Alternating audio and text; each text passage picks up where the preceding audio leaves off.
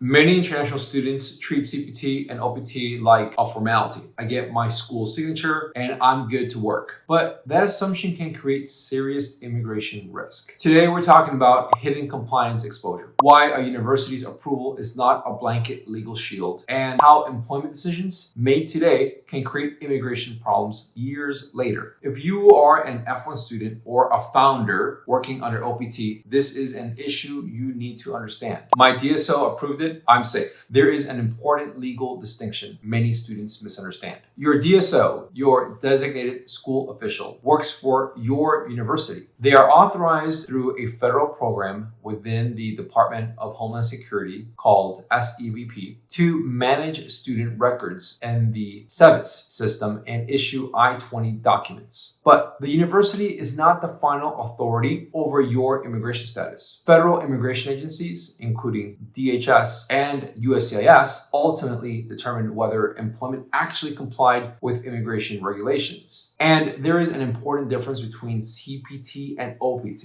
CPT is authorized by DSO in SEVIS and documented on the I-20. OPT, however, requires approval from the federal government and an employment authorization document before work can begin. So while DSO plays an important administrative role, the government can later review whether the employment activity actually complied with federal immigration rules. U.S. immigration law is very strict when it comes to unauthorized employment. In many cases, even a short period of unauthorized work can create serious complications later when someone applies for permanent residency or another immigration benefit. There are limited exceptions in the immigration law that may forgive certain violations, but they are narrow and highly dependent on the facts of the case. And there is another point many students do not realize. Employment conducted under CPT or OPT may be reviewed years later when a new immigration benefit is requested. This is particularly relevant in cases involving programs that allow immediate or day one CPT. In those situations, officers may review whether the employment genuinely complied with federal regulations, not just whether it was approved by the school. If you are a founder working under STEM OPT, there is another important compliance issue. You and your employer must sign Form I-983, which is a structured training plan. That document requires a real training program, supervision, and a legitimate employer-employee relationship. The main risk arises when the documentation does not match reality. If job duties are not truly related to the degree, if supervision is only nominal, if the role is structured in a way that does not reflect a genuine training relationship, the government may question whether the employment complied with immigration regulations. In serious situations, inaccurate statements in immigration records can create long-term immigration consequences. So how do students protect themselves? An I-20 alone is not enough. It is important to maintain what can be called a compliance folder. 1. Documentation connecting your job to your degree. Maintain written explanations showing how your work responsibilities relate to your academic program. 2. Evidence of legitimate employment conditions for STEM OPT.